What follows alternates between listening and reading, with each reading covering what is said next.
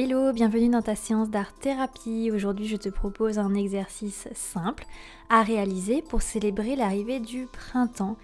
Et oui, car lundi, on était en équinoxe de printemps. C'était bien le 20 mars et non le 21 cette année, chose exceptionnelle.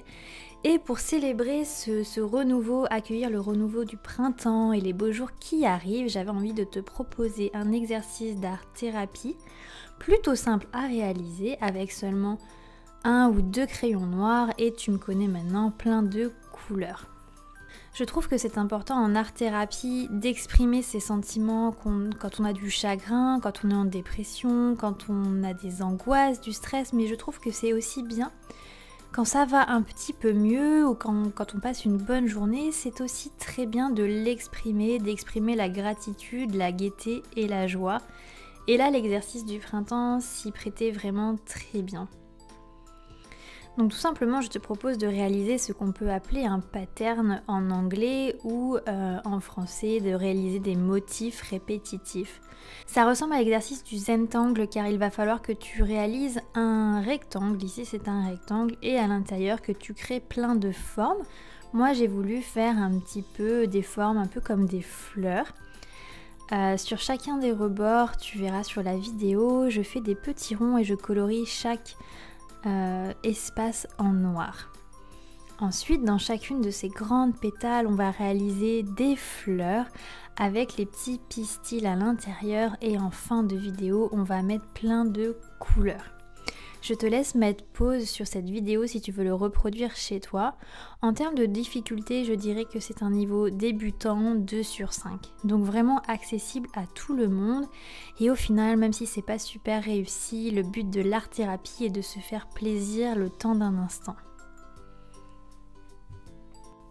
Je sais pas pour toi, mais moi j'attendais vraiment les beaux jours avec impatience. Le retour du printemps me rend vraiment heureuse et donc j'avais envie de l'exprimer ici avec ce dessin.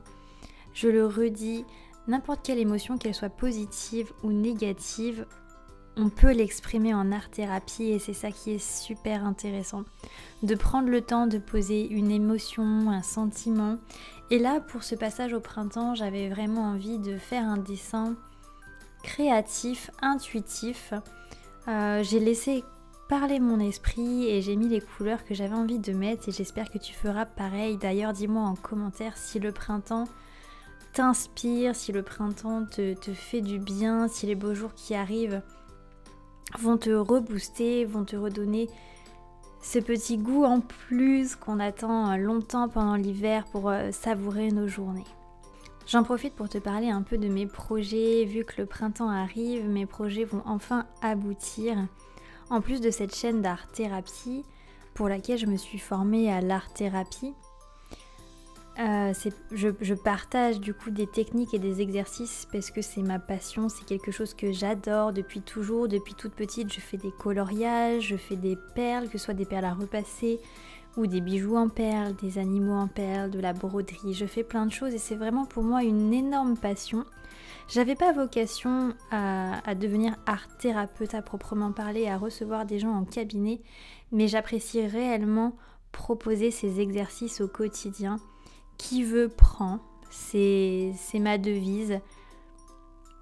Tout le monde n'est pas sensible à l'art de la même façon et j'ai envie d'essayer de simplifier l'art-thérapie pour le plus grand nombre parce que non, l'art-thérapie c'est pas seulement du coloriage ou des séances un petit peu psychologiques avec un art-thérapeute, c'est aussi tout simplement se faire plaisir au quotidien et développer sa créativité. Moi, c'est surtout ça qui me tient à cœur, c'est développer sa créativité. Et donc, pour développer ta créativité, je suis depuis plusieurs mois maintenant en projet de création de site internet pour créer une sorte d'interface où on pourra retrouver tout le matériel nécessaire à la pratique de l'art-thérapie en fonction du canal qu'on choisit, en fonction du canal qui nous correspond. Donc ce site internet va bientôt voir le jour, ce sera bien évidemment aike.spirit, le nom du site. Tu peux déjà te préinscrire sur la newsletter si tu ne veux pas louper l'ouverture de la boutique.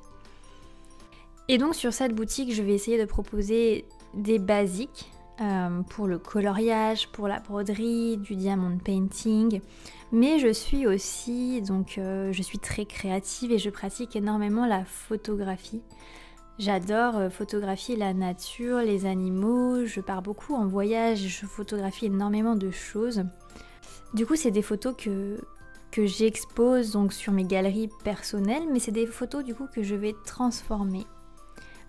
C'est mon souhait après sur ce site de transformer mes photographies en cahiers de coloriage pour te faire voyager un petit peu avec moi, mais aussi en puzzle, en diamond painting, donc tu pourras retrouver tout ça sur mon site si ça t'intéresse.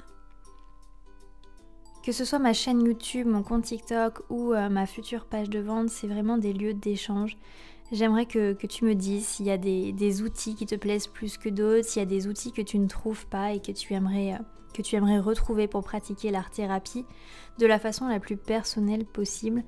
Et c'est aussi un moyen pour moi de partager du coup ma passion et toutes les choses créatives que j'ai en tête et que j'ai envie de faire et que enfin je prends le temps de faire et de proposer.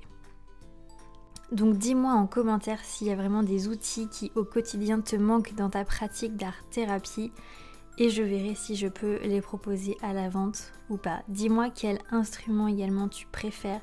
Est-ce que tu préfères le coloriage? Est-ce que tu préfères la peinture? Est-ce que tu préfères la danse? Le chant? Ça m'intéresse vraiment de savoir quel canal d'art-thérapie te correspond le plus puisque comme je le dis sur de nombreuses vidéos, chacun a des ressentis différents, chacun a des besoins différents et donc chacun exprime ses émotions de façon différente et ça c'est bien normal et c'est toute la richesse de l'art-thérapie.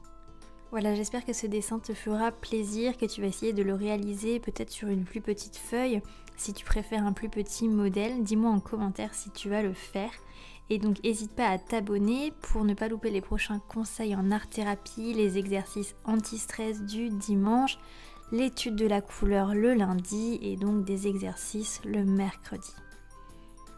Et je suis également présente sur TikTok et sur Instagram avec des contenus différents si ça t'intéresse. Et donc je te souhaite une bonne détente créative et je te dis à très bientôt et j'ai qu'un seul mot à dire, Aike!